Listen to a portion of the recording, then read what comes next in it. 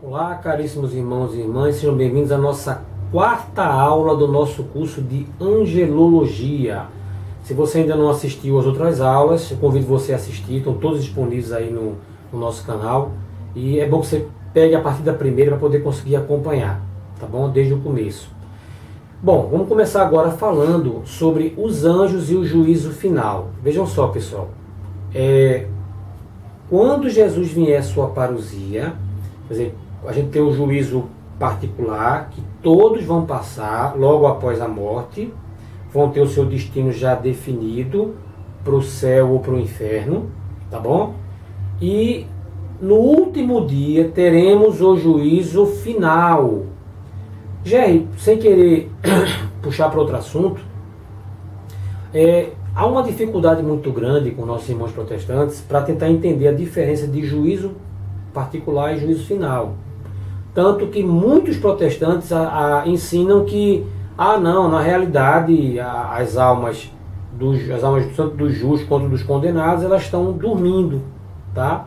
Estão dormindo e não tem ninguém no céu nem no inferno.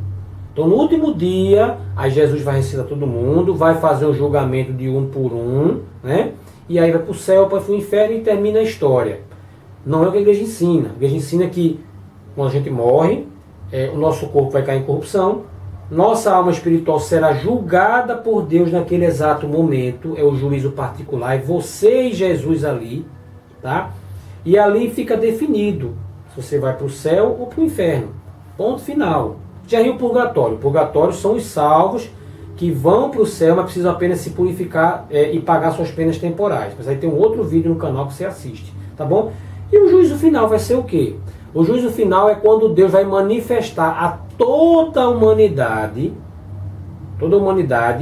o que cada pessoa recebeu de acordo com a vida que teve.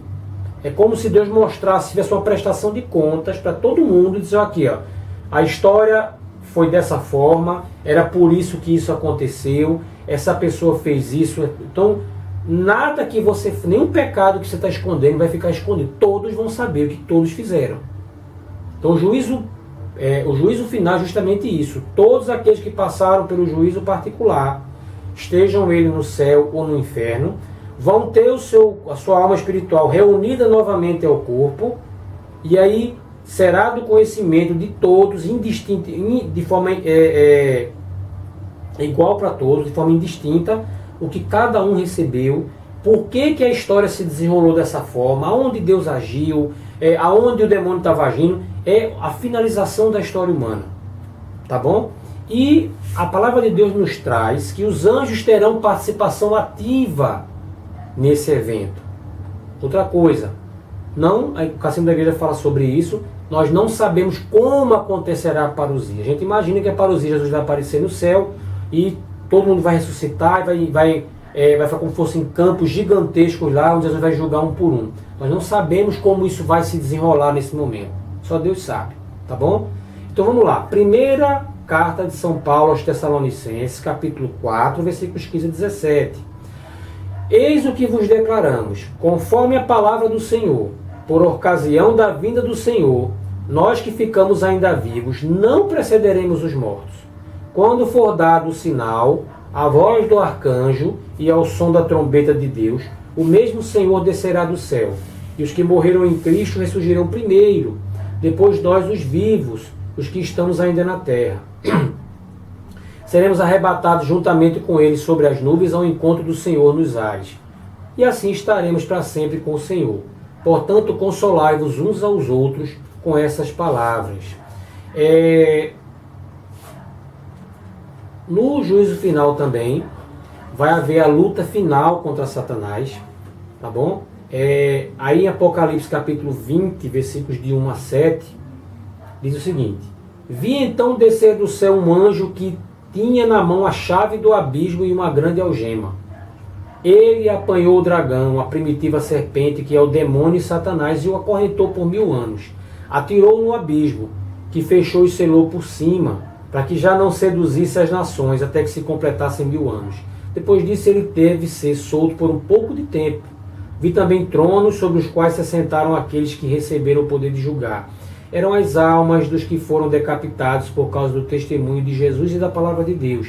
E todos aqueles que não tinham adorado a fera ou sua imagem, que não tinham recebido seu sinal na fronte nem nas mãos. Eles viveram uma vida nova e reinaram com Cristo por 1000 anos. Os outros mortos não tornaram a vida até que se completassem os 1000 anos. Essa é a primeira ressurreição. Feliz e santo é aquele que toma parte na primeira ressurreição. Sobre eles a segunda morte não tem poder, mas sendo sacerdotes de Deus e de Cristo, reinarão com ele durante 1000 anos. Depois de se completarem 1000 anos, Satanás será solto da prisão. Você vê que há uma ação direta dos anjos no momento final. A veneração dos anjos, é isso que você realmente viu. Pessoal, eu já expliquei, tem vídeo aí sobre as imagens, o uso litúrgico das imagens na igreja, vai explicar bem melhor para você o que eu estou querendo falar. Mas entenda o seguinte, os anjos podem e devem ser venerados. Tá? Isso é uma confusão muito grande, que o pessoal confunde veneração com adoração. Você vai ver mais à frente aí que há um infográfico, vai explicar melhor para você isso, vou mostrar daqui a pouquinho, mostrando que adoração não tem nada a ver com veneração. E os anjos devem sim ser venerados. Vamos fazer o seguinte, vamos lá em Gênesis capítulo 18, versículo 2. Abraão levantou os olhos e viu 3 homens de pé diante dele. Levantou-se no mesmo instante da entrada de sua tenda, veio-lhes ao encontro e prostrou-se por terra. Abraão se prostrou diante dos anjos. Tá? Prostrou-se por terra. Ah não, Gerry, mas veja só, é porque o livro do Gênesis fala que na verdade eram 2 anjos e o Senhor. Isso é uma coisa que é muito debatida, tá? Mas aqui não fala que ele se prostrou diante do Senhor, se prostrou diante deles, dos 3 homens que chegaram ali diante dele, tá? E os anjos não reclamaram, os anjos não reclamaram. Lá em Gênesis capítulo 19, versículo 1, veja só, lá nesse momento, em Sodoma, quando os anjos chegam, só chegam 2 anjos, tá? Pela tarde chegaram os 2 anjos a Sodoma. Aí estão sendo bem claros. Enquanto Gênesis 18:2 diz que falam homens, em 19:1 já fala anjos. Ló, que estava sentado à porta da cidade, ao vê-los, levantou-se e foi-lhe ao encontro, e prostrou-se com o rosto em terra. Mais uma vez, os anjos aqui não reclamaram. Os anjos jamais aceitariam que alguém os adorasse no lugar de Deus. Então eles entenderam claramente que ali era um gesto de respeito, não um gesto de adoração. Tá? Ah, Gerry, mas veja só, não teve aquela situação em que São João, lá em Apocalipse, ele foi se prostrar diante do anjo e o anjo repreendeu? Foi lá em Apocalipse, capítulo 22, versículos 8 a 9. Tá? Isso, infelizmente, é muito utilizado às vezes por pessoas que às vezes vão atacar a igreja, dizendo que não, mas o anjo recusou a adoração. Exatamente, o anjo recusou a adoração, mas ele não recusou a veneração, respeito. Lá em Apocalipse 22, versículo 8 a 9, aconteceu o seguinte: fui eu, João, que vi e ouvi essas coisas. Depois de as ter ouvido e visto, prostrei-me aos pés do anjo que as mostravam. Mas ele me disse, não façais isso. Sou um servo como tu e teus irmãos, os profetas, e aqueles que guardam as palavras desse livro. Prostra-te diante de Deus. Ora, porque eu tenho um comportamento dos anjos no livro do Gênesis, e eu tenho no primeiro livro da Bíblia, e eu tenho um comportamento diverso no último livro da Bíblia. Não há contradição. São situações diferentes. Completamente diferentes. São João, quando escreve o Apocalipse, aí tem algumas teorias que é o seguinte: primeiro, São João está querendo dar uma lição para a gente também, mostrando que só Deus merece adoração. Segundo, também que São João podia estar diante do anjo, achando que estava diante de uma manifestação de Deus. O que é claro aqui é que existem 2 situações semelhantes que acontecem com comportamentos diferentes. Então a intenção interna dos personagens que fizeram, a intenção interna de Abraão, de Ló e a intenção interna de São João eram completamente diferentes. Mas eram anjos, como é que ficam as pessoas? Vamos lá. Êxodo capítulo 18, versículo 7. Moisés saiu ao encontro do seu sogro, prostrou-se e beijou. Informaram-se mutuamente sobre a sua saúde e entraram na tenda. Moisés se prostrou diante do sogro. Respeito, pessoal. Reconhecer que aquele ali é maior do que eu. Tá? É respeito. Isso era muito comum no Antigo Testamento. 1 Reis capítulo 1, versículo 16. Betsabé inclinou-se e prostrou-se diante do rei. Ele disse-lhe: que queres? Os reis de Israel, as pessoas se prostravam quando chegavam perto deles. Os reis de Israel jamais iam querer adoração, não eram reis pagãos. Eles sabiam que só Deus podia ser adorado. 1 Samuel capítulo 25, versículo 23. Quando Abigail avistou Davi, desceu prontamente do jumento e prostrou-se com o rosto diante dele. Davi não reclamou. Será que Davi era um rei, achava que era um deus, era um faraó? Não. Gênesis capítulo 44, versículo 14. Judá e seus irmãos entraram em casa de José, que estava ainda em sua casa, e prostraram-se por terra diante dele. Isso é um mero costume de respeito, pessoal. Quando você encontra o Papa e você se ajoelha para beijar a mão do Papa, você está adorando o Papa. Poxa vida, cara. A pessoa que fala uma coisa dessa, decepciona. Entendeu? Você está adorando o Papa. Não, meu filho, eu estou fazendo o que o pessoal fazia no Antigo Testamento. Chama-se respeito, tá? E aí vocês veem, pessoal, aí vocês veem que existe um infográfico, tá? Que eu já usei em outros vídeos aí, que mostra que existe um culto de Dulia, lá embaixo, que é reservado às pessoas, aos santos, aos anjos, a uma bandeira, seja o que for. Claro que você vai ter variações. Então, um culto de Dulia é um respeito, é um amor, é um carinho, é uma admiração que você tem. Claro que essa faixa aí de Dulia vai variar. Eu amo muito mais minha mãe, eu amo muito mais minha esposa, eu amo muito mais um filho, eu tenho respeito pela bandeira do Brasil, então isso se distribui ali.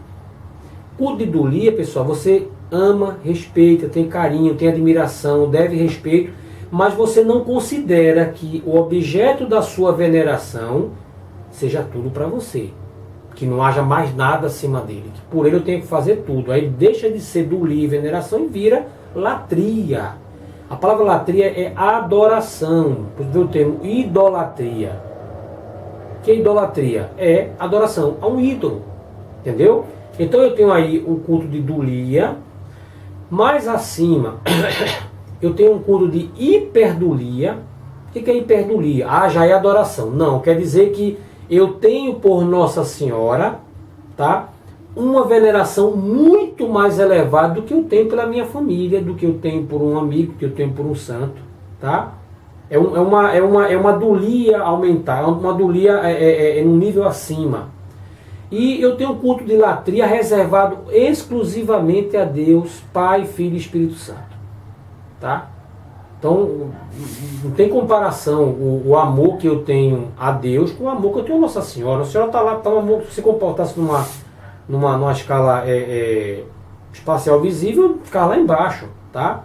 Então, eu amo muito Nossa Senhora, mas eu amo extremosamente a Deus. Deus é tudo para mim, a razão da minha existência.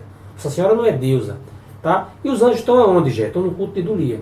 Tá? Se fala de protodulia, alguns falam de protodulia, que ficaria ali entre hiperdulia e dulia, seria São José, mas aí é um outro assunto que a gente pode tratar. O Catecismo da Igreja Católica, número 1192, ele diz o seguinte: as imagens sagradas presentes nas nossas igrejas e nas nossas casas destinam-se a despertar e alimentar a nossa fé no mistério de Cristo, através do ícone de Cristo e de suas obras de salvação. É a Ele que adoramos, através das imagens sagradas da Santa Mãe de Deus, dos anjos e dos santos, veneramos as pessoas que nelas vemos representadas. Fala aqui sobre as imagens, mas fala o seguinte: quando eu venero uma imagem, como a que você está vendo aqui atrás, Nossa Senhora de Fátima e o crucifixo, eu direciono a minha, no caso de Nossa Senhora, eu direciono a minha veneração, meu respeito, não à imagem, mas a quem ela representa. Isso é muito fácil de tentar perceber isso, pessoal. Você vê uma foto de alguma ente querido seu, o seu amor ele não para naquela foto de papel, tá? Ele se destina a quem aquela foto representa. No caso do crucifixo, eu venero a imagem, mas a minha adoração se destina a Deus. Ela não para no crucifixo, ela se destina a Deus, tá? Que é quem esse crucifixo representa. Bom, meus irmãos, então vamos encerrar aqui a nossa quarta aula sobre angelologia. Vou parar por aqui, tá? Foi um pouco mais curta, porque na próxima aula a gente vai falar sobre demonologia, tá bom? Vamos falar sobre os anjos decaídos, tá? Muito obrigado por ter acompanhado esse vídeo até agora. Vejo você na quinta aula. Deus abençoe a todos, reze por nós. Em nome do Pai, do Filho e do Espírito Santo. Amém.